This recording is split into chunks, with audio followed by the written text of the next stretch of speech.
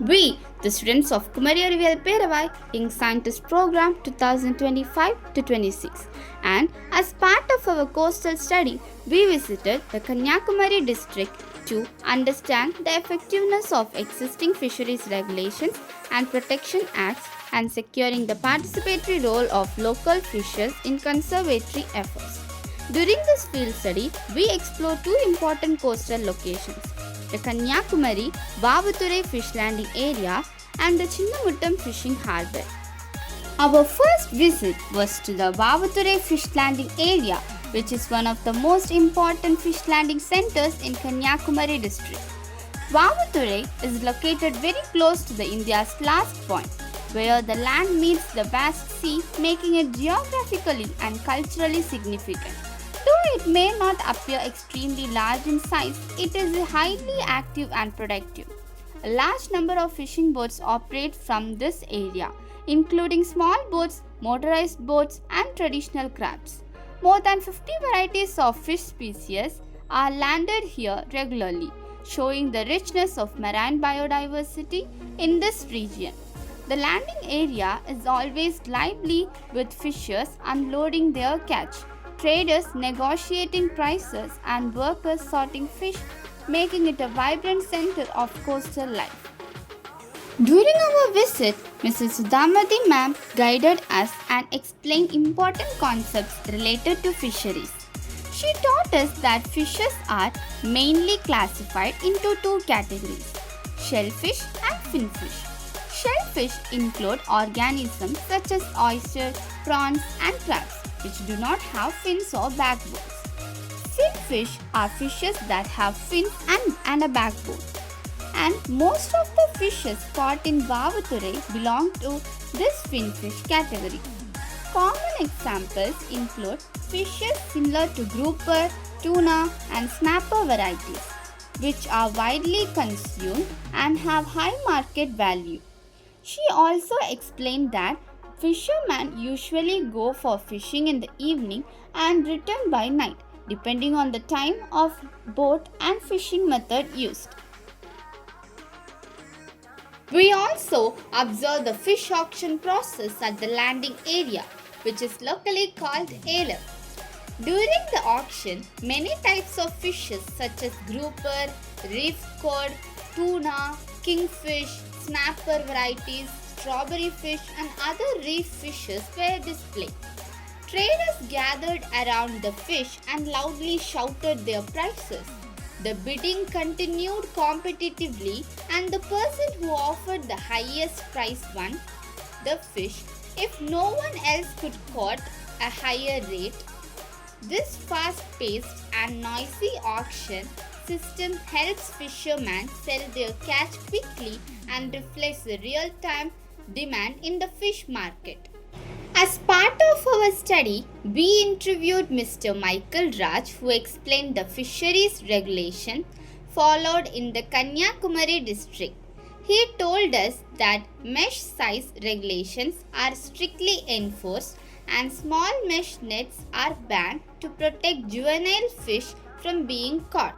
Distance limits are also maintained where mechanized fishing vessels are not allowed to fish within 3 nautical miles from the shore to protect the inshore ecosystem and traditional fishermen. The government can also ban the capture of specific fish species or enforce seasonal closures to allow fish to breed. Fishing is prohibited within 100 meters of river mouths to protect breeding and nursery grounds. He further explained about seasonal and annual fishing ban. In Tamil Nadu, a temporary or annual fishing ban is enforced every year to conserve fish stocks during their breeding and spawning season. On the west coast around Kanyakumari, similar bans are enforced for about 61 days, generally between April and June. These regulations are implemented under the Tamil Nadu Marine Fishing Regulation Act of 1983 and are monitored by the Fisheries Department and Marine Enforcement Authorities. Mr. Michael Raj also shared an emotional concern of local fishermen. During the temporary fishing ban period, fishermen of Tamil Nadu strictly stopped fishing to protect marine resources and allow fish to breed. However, this ban does not apply to fishermen from some other states, and as a result, they come to Tamil Nadu coastal areas, especially Kanyakumari, and continue fishing during the ban period. While local fishermen suffer from income loss by obeying the rules. This causes heavy exploitation of fish stocks, creates economic loss for local fishermen. Fishermen express that this situation is very unfair to those who follow the rules sincerely. We also learned about fishing timings and seasons. Small boats usually go for fishing from evening and return by night. Motorized boats operate for longer hours and deep sea fishing vessels stay at sea for 2 to 5 days or sometimes even up to 10 days. September to May is considered the peak fishing season, while April to June is known as the Tadai Kalam or temporary fishing ban period, during which fish grow well and their population increases. Our next visit was to the Chinnamuttam fishing harbour, which is the southernmost fishing harbour of India. It is located in Kanyakumari district near the meeting point of the Arabian Sea, Bay of Bengal and Indian Ocean, making it a strategically important fishing centre. The harbour supports both traditional and mechanized fishing boats and has facilities such as docking areas, fish landing zones, net and ice storage, and areas for cleaning and sorting fish. Moderate trawlers and traditional catamarans operate from this harbour, allowing fishermen to fish both near the shore and in deeper waters. Marine police boats are also stationed here to patrol the sea, prevent smuggling, and ensure maritime safety. Chinnamuttam is not just a harbour but a living space where fishing families maintain boats, repair nets, and actively participate in sustainable fishing practices. During our visit, we boarded a local fishing boat where Mr. Vinu, a fisherman, explained about mooring system and anchors. A mooring buoy is a floating marker connected to a heavy anchor on the seabed and is used to hold boats in position without causing damage to the marine environment.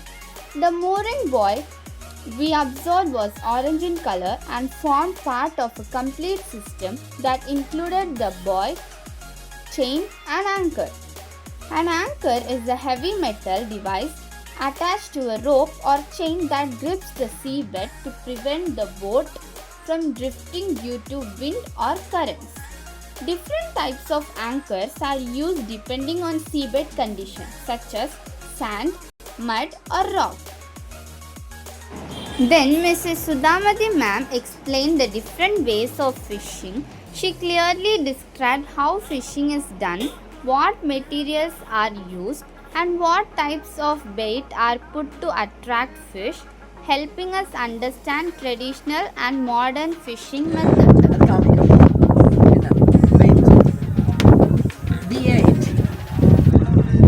வெயிட்னா இறை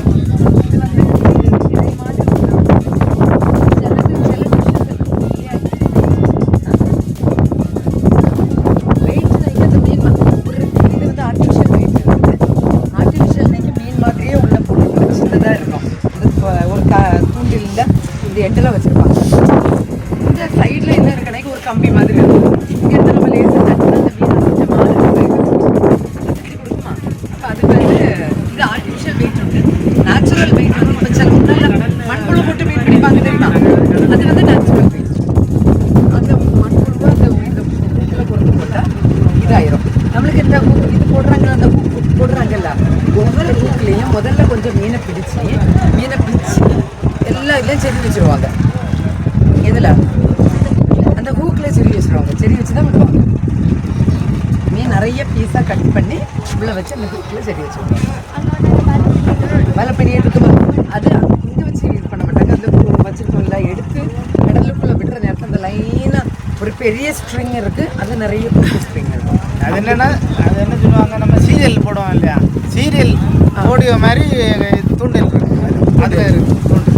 நீளமாக போடியதுலேயே 1000 500 தூண்டில் ஒரே இது தூக்கி எறியறதுனால. அப்போ அந்த last எண்டில் என்ன வச்சுருப்பாங்க, ஒரு பெயிட் வச்சுருவாங்க. அந்த பெயிட்டை அதுக்காக தான் அந்த மீன் எப்படி மாட்டோம் இல்லைன்னா அதை சாப்பிட்றதுக்கு வரும்போது அந்த கொக்கு மாட்டிக்குது.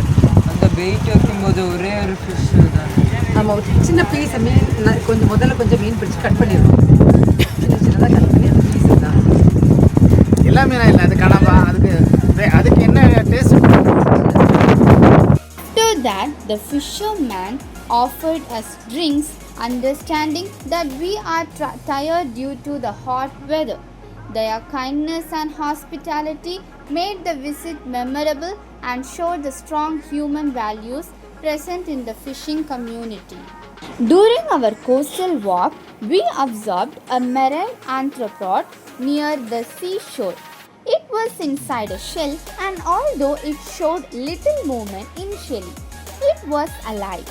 After placing it back safely, we saw it move quickly, which was an exciting moment for us. Marine arthropods include creatures such as crabs, lobsters, shrimp, barnacle, sea spider, and horseshoe crabs. They are found in diverse marine habitats, mold their exoskeletons to grow, can regenerate limbs, and play important roles as scavengers, predators, or herbivores in the marine ecosystem.